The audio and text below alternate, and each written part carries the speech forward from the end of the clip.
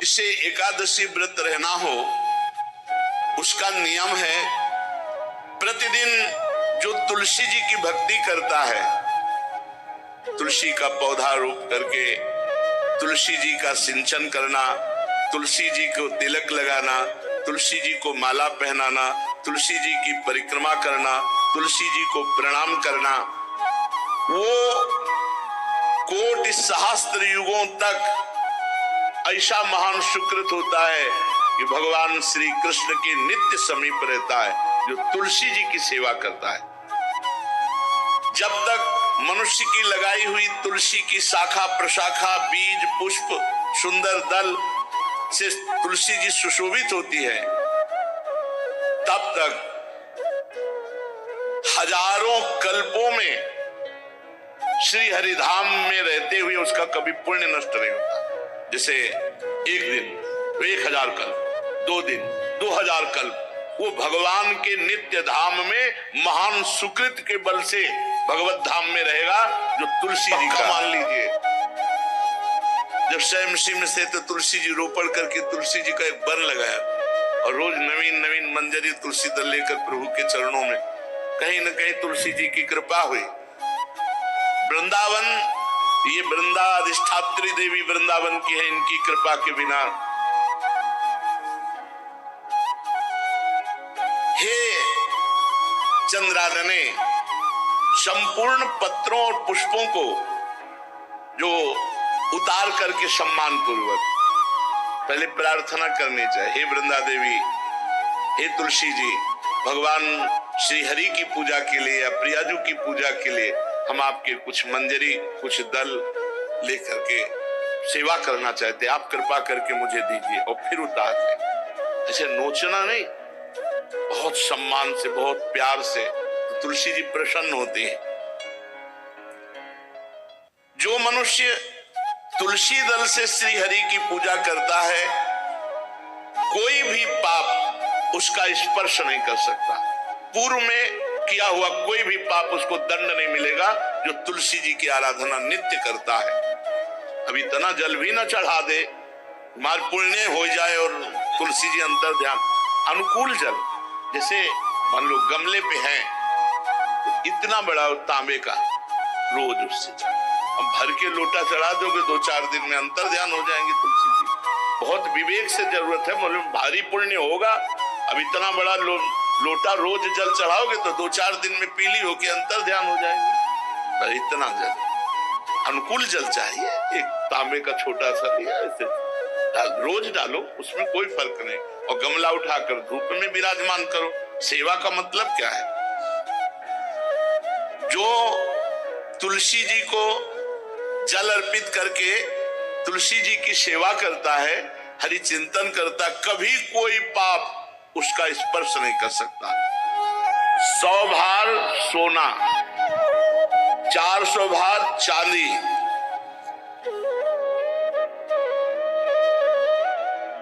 का जो दान करने का फल होता है वो एक तुलसी दल उतार, जो अपने द्वारा लगाई हुई तुलसी दल, वो हरि के चरणों में अर्पित करो। ये 100 भार सोना और चांदी बराबरी नहीं हो सकती। कितना महत्व है। जो रोज तुलसी दल चयन कर, द्वादशी को न चयन करे, द्वादशी को मतलब बहुत बड़ा अपराध लगता है तुलसी दल का, इस मतलब तुलसी के वृक्ष का भी स्पर्श न करे। प्रणाम नमस्कार दूर से, एक भी दल नहीं टूटना चाहिए। द्वादशी को ऐसा हमने महापुरुषों से सुना है कि मंजरी और पत्र उतारना ये ठीक नहीं, बिल्कुल नहीं ठीक है। ब्रह्म हत्या का फल लगता है, अगर जो पाप लगता है अगर कोई द्वादशी को तुलसी चयन, बहुत सावधानी से। जिसके घर में तुलसी का बगीचा होता है, कई पौधे होते हैं, उसको कहीं तीर्थ जाने की जरूरत नहीं, उसका घर तीर्थ है जिसके घर में तुलसी के पौधे हैं। और यमराज कभी उस घर में किसी भी मरने वाले को लेने नहीं आएंगे। जिसके घर में तुलसी, लगा लो भैया तुलसी लगा लो घर में, काहे को यमराज को आने दोगे? सबके घर में तुलसी है। कितना सुंदर पहले था। घर में आंगन होते थे, आंगन में एक बहुत बड़ा, और फिर उसमें तुलसी जी, और फिर उसमें 2-4 नर्मदेश्वर शालिग्राम ऐसे, और फिर घर का हर व्यक्ति जल चढ़ाना, प्रणाम करना, नमस्कार करना, चाँद पर। कितनी पवित्र पद्धतियां हमारी थी। जब रसोई बने पहली गाय के लिए, फिर कुछ पक्षियों के लिए, फिर कोई संत महात्मा, कोई भिक्षु, ऐसा कितना पवित्र व्यवहार है भैया। यहाँ जैसे आपने देखा है, ये रसोई बन रही ना, तो धुआं नहीं खत्म होने पाता, वही सब अपवित्र किए हुए हैं, राक्षसी बुद्धि आती चली जा रही। तुलसी जी, ये भागवती को वस्तु है। हमें लगता है बालकनी तो होती ही, बढ़िया बालकनी में कैसा उठाने धरने वाला स्टैंड लोहे का रखो कि तुलसी जी को विराजमान कर दो। जिसके घर में तुलसी जी विराजमान होती है, उसके घर में यमराज कभी नहीं जाते। जो तुलसी जी का सेवन करता है, उसकी सारी कामनाएं तुलसी जी पूर्ण कर देती है। तुलसी जी को लगाना, तुलसी जी का पालन करना, तुलसी जी को सिंचन करना, तुलसी जी का दर्शन करना, तुलसी जी का स्पर्श करना, मनुष्य के द्वारा जो मन, वाणी और शरीर से पाप हो गए, सबको तुलसी महारानी क्षमा कर देती है, दग्ध कर देती है। पुष्कर आदि तीर्थ, गंगा आदि परम पावन नदियां, ये सब जो स्नान आदि, अवगाहन आदि करने का फल देते हैं, वो केवल तुलसी जी घर में विराजमान है, उसको फल मिल जाएगा। कितने बढ़िया। जो तुलसी जी की नवीन मंजरी प्रभु के चरणों में अर्पित करके प्रणाम करता है, वो चाहे कितना भी अपराध किए हो, वो कभी यमपुरी को नहीं देखेगा, कभी यमराज के पास नहीं जाएगा। जो मनुष्य तुलसी काष्ठ का घिसा हुआ चंदन लगाता है, उसके सारे संचित भस्म हो जाते हैं, और क्रियमाण जो वर्तमान, वो कभी उसको बांध नहीं सकते। तुलसी जी का काष्ठ का घिसा हुआ चंदन। जिसके घर में तुलसी की छाया होती है, वहां पितरों को अपने आप कल्याण प्राप्त हो जाता है। जो श्राद्ध करने से लाभ मिलता है पितरों को, घर में तुलसी लगा के, जो तुलसी की छाया और बड़ा वृक्ष, पितरों को तृप्ति मिलती है। चतुर्भुज ब्रह्मा जी सारंग धनवा श्री हरि के महामहिम स्वरूप की अनुभूति करने के लिए भी कहा है कि तुलसी जी का महान महात्म्य, अगर तुलसी जी का सेवन करे तो भगवान श्री हरि की महिमा को जान जाएगा। स्त्री हो या पुरुष, पुरुष नपुंसक नारीवा जीव चराचर कोय, सर्व भाव भज कपट तज मोह परम प्रिय सोय। शरीर वर्दी है, हमारी पोशाक है, हम सब एक हैं, आत्मस्वरूप है, कुछ अलग नहीं है। शरीर केवल पांच भौतिक है, तो सबका पांच भौतिक है, उसमें चिन्ह है स्त्री पुरुष के पास। इसके लिए भगवान की आराधना निषेध थोड़ी है। जो स्त्री या पुरुष श्री तुलसी जी के काष्ठ के मन के बना, जैसे छोटी कंठी या बड़ी माला धारण करता है, श्री कृष्ण उसके बस में हो जाते हैं। यह है तुलसी जी की महिमा। परम सुहाग श्री कृष्ण मिल जाते हैं, और कौन सी हमें उपलब्धि चाहिए। हे गोप नंदिनी, तुलसी जी का सेवन करने से श्री कृष्ण वश में हो जाते हैं। जो तुलसी की माला से नाम जप करता है, काउंटर वाली बात तो स्मृति के लिए भाई है, हम निषेध नहीं करते, नहीं बहुतों के भजन बंद हो जाएंगे, पर हम इतनी महिमा जरूर बता देते हैं कि तुलसी माला से जो नाम जप किया जाता है, उससे आध्यात्मिक सिद्धि बहुत जल्दी होती है। गुरुदेव भगवान कहते, जो अंगुलियों से रगड़ होती है मन का से, उसमें आध्यात्मिक ऊर्जा शक्ति तुलसी माला से। प्लास्टिक पर भाई करो, निषेध नहीं कह रहे, बंद हो जाएगा वो भी राधा राधा कहना, वो हमें बंद नहीं करना। हम कह रहे तुम जैसे बने वैसे करो, लेकिन माला का बहुत बड़ा प्रभाव है। तुलसी परम पवित्र भगवान श्री हरि की प्रिया, और उनके काष्ठ को जब हम ऐसे ऐसे नाम के साथ, तो विशेष ऊर्जा शक्ति, आध्यात्मिक शक्ति हमें जागृत होती है। हो सके जिनको ऐसा बन सके तो छोटी एक वो आती है सुमिरनी, उसको रख लो, अपनी जेब में रख लो, उससे करो। और नहीं है भैया तुम इसी से करो, नाम जप करो, भाव को भाव न कालसो, नाम जपत मंगल दिस दसो। सुंदर सुंदर तुलसी जी के वृक्षों के समीप बैठ करके जो अनुष्ठान किया जाए वो बहुत लाभदायक। श्रीमद् भागवत का, गोपाल सहस्त्र नाम का कोई भी पाठ तुलसी जी के समीप विराजमान करके किया जाए, आचार्य को बुला करके तुलसी पूजन करना चाहिए, विविध प्रकार के अनुष्ठान, अरे तभी तो सब मंगल होता है। पहले था, हमने देखा है 4 बजे माताजी दरवाजे के सामने लीपती, रोज का काम, जो पुराने घरों में देहरी के आगे आके 4 बजे लीप करके वहां अपना चौकपुर के दीपक जला, क्या पवित्रताएं थी, क्या मंगल था। जब किसी को निमंत्रण दिया जाता था सबके पैर धोए जाते थे, सुंदर बिछौना बिछा करके और उसमें बैठकर पत्तल और गज के सकोरा कुल्हड़ ऐसे भोजन पाया। कितना पवित्रता, जो हमारी पूर्व पवित्रता थी, धोती कुर्ता चोटी पवित्रता। अगर बाहर जा रहे तो पजामा कुर्ता, ऐसे बहुत पवित्र पोशाकें थी, पवित्र आचरण थे, पवित्र खान पान था। घर में जाओ तो एक पवित्रता, एक किसी भी घर में ऐसा नहीं था कि देव मूर्ति न विराजमान हो, किसी भी घर में ऐसा नहीं था तुलसी जी विराजमान न हो, 1-2 गाय जरूर होती थी, पवित्रता।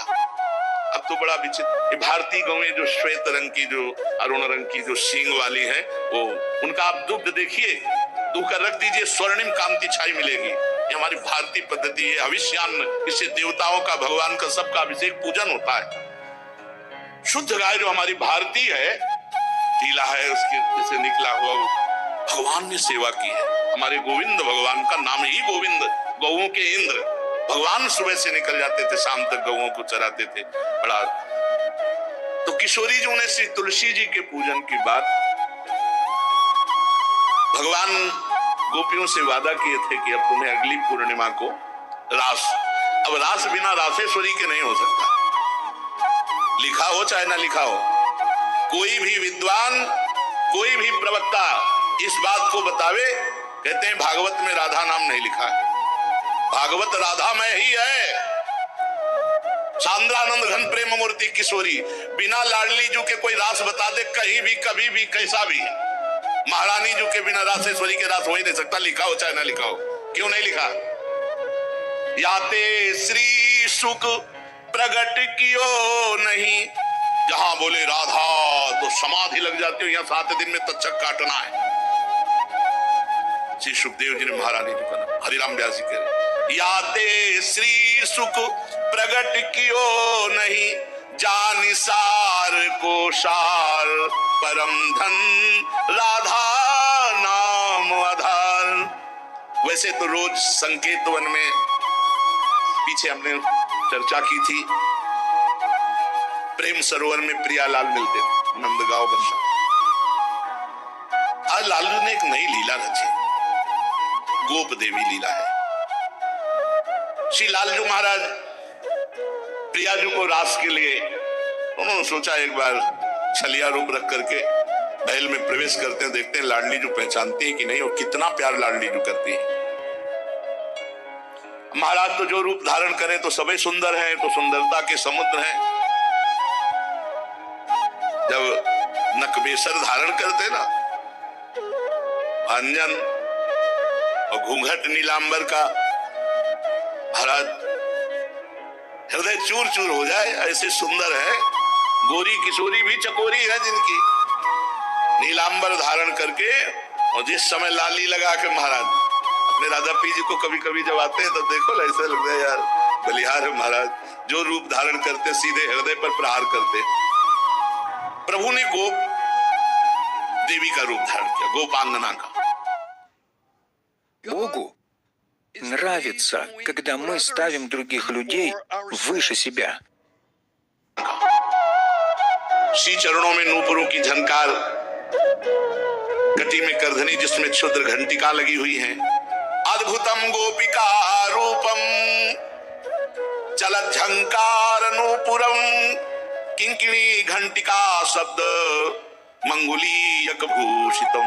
बड़ी दिव्य अंगूठियां धारण की हुई, अंगुलियों पे कमर में करधनी जो रुंझुन रुंझुन, श्री चरणों में नूपुर, और रत्न कंकण के यूर मुक्ताहार विराजितम, कलाइयों में रत्न जटित कंगन, बीच बीच में चूड़ियां कंगन, ऐसे बाजूबंद, कंठा मोतियों के हार और शीश फूल, केशपास, बेणी रचना, नासिका में मोती की बुलाक, बेसर और अलकावली, घुंघराली अलकावली, श्याम वर्ण के केश, ऐसा रूप धारण किया जो देखे मुग्ध हो जाए, श्याम सुंदर।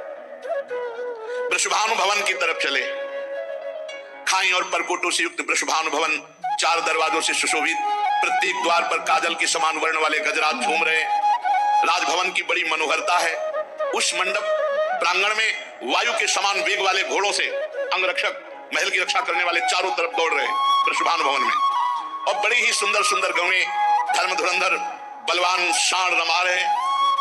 बहुत से गोपाल बंशी वेद धारण किए हुए उनको संभाल रहे हैं। वृषभानु जी का भवन क्या है, ऐसा लगता है कि विश्वकर्मा ने पूरी कला कौशल लगा दी।